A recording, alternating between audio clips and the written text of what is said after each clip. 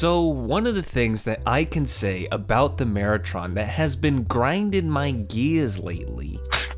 is that as a quote-unquote content creator trying to crank out a steady stream of second channel videos for you guys, is that the Maratron is an absolute nightmare to record and make videos with. And with me trying to juggle the output of the second channel along with my production of my next main channel video, this burden that I've been feeling about the Maratron soon became unacceptable. So over the past few weeks, I made it a mission for myself to solve the particular gripes that I've had with the Maratron and bring it up to my specific standard to make it more streamlined for content creation, which of course resulted in the full revitalization of the harness system that coupled with the Maratron. And in this video, I'm going to be showing you the reasoning and steps that I took to rectify my particular problems and give you the first look of what my Maratron and my recording setup is going to be looking like from here on out. And with all that said, let's get started with the video.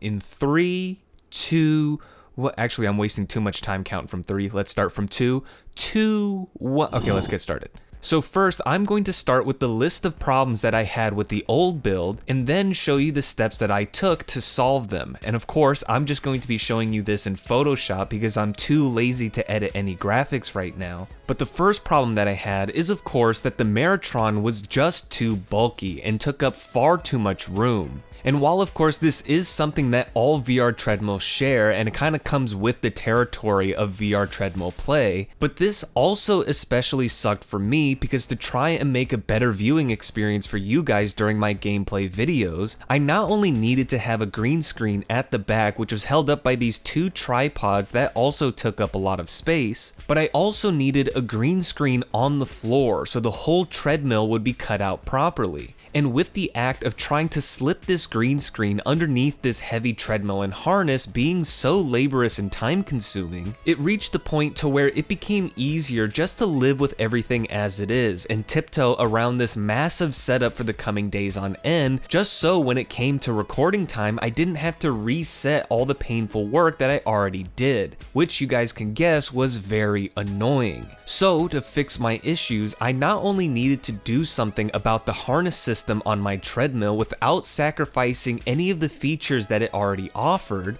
but also it had to be done in a way that meshed well with the green screen setup that I already had. So things like the couch trick that I showed in my tutorial video wouldn't work for me because to make my videos I have to face this way in my room because that's where all my PC, lighting, and webcam is. So what did I do? And well, after bouncing around ideas to try and come up with a type of folding harness out of wood and hinges or a standalone structure that worked off of weights, I thought, hey, instead of just building more things out of wood and still end up taking up a lot of space, what if instead we made our harness out of wood that took up no space at all? As in the wood that's in your walls. And well, that's exactly what I did, where after finding the stud in my walls with this magnet I have because I don't own a stud finder, I marked where the studs were on both sides of my room, running a line perpendicular with my treadmill, and drilled in this gate door handle measuring from the floor to the bottom of the handle at about 4 feet, the exact same height that the rib piece was on the wooden structure in my tutorial video. And then after that, I just knotted a simple loop of rope through that handle so that back to the treadmill, using the same rope that I used for the wooden structure with this extra loop of rope on it just to extend the length of the harness rope, I added a single extra carabiner on each side, mismatching of course, so that I could easily click into the loops that are on the wall so that when the Maratron is needed for use, I can freely place the Maratron in the middle of my room and then get into my treadmill the exact same way I did when I got into my wooden harness. And this, along with my new green screen system where I just connected the crossbar to the ceiling with these hooks that I found, mismatching of course, I can now fully set up my treadmill and recording setup at a fraction of the time and energy spent without sacrificing any of the harness protection and features that the wooden harness offered. And then of course when I'm all done, I can easily reverse the order of all the steps that I did and return my room back to its original state. But of course that's not all, because along with the drastic reduction of the noise that this treadmill creates from the removal of the squeaky wood and ratchet strap that I forgot to mention, but also with this new solution where we are now connecting the treadmill to the walls to act as our harness system, it also opens us up to do something in the future to keep the good times rolling, where instead of just 2 points that are on the wall that are connected to the treadmill handlebars, if you instead did 4 points on the wall where the ropes could make a path like this on both sides, where they would come together in the center where your treadmill will be, this will not only give you the most stability that this type of harness will ever offer because they won't be tied to the shaky treadmill handlebars, but also if we were to do it like this can open us up to hacksaw the handlebars off of the treadmill because the need for them is now gone, and finally lets us remove that punching hazard that the handlebars sometimes creates.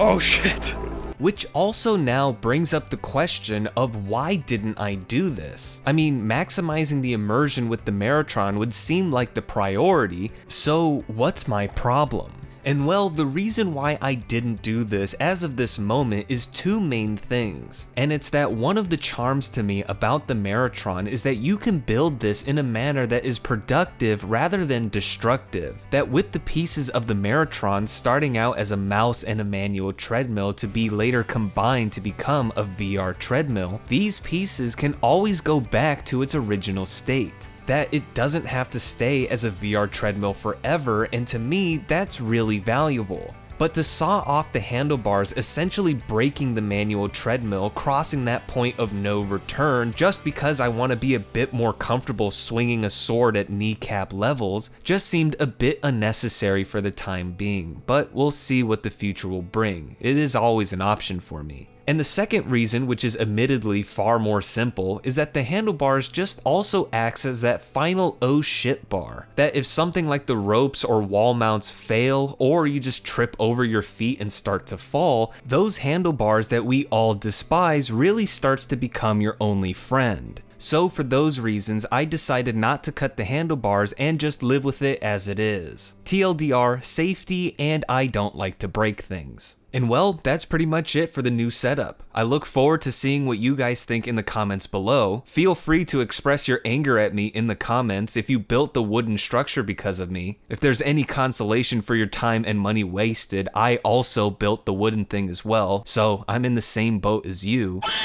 But other than that, I hope you enjoyed the new update video. And if you'd like to help me out, like this video if you haven't, and subscribe to the channel if you want to see more videos about the Maratron. I have new videos cooking up right now about rewashed alternatives and an idea to bring the seat back to the treadmill as a type of crotch harness add-on to the ropes, which I would of course name the Marathon, so stay tuned for that. But with all that said, thank you for watching, and I'll see you guys real soon in the next one. And now, with a heavy heart, it is now time to retire the wooden structure, for that she has served her purpose, and it's now time for her to rest. Goodbye, Vrickshaw. We had a lot of fun together, and maybe someday we'll see each other again. May your message and example live on forever. Farewell.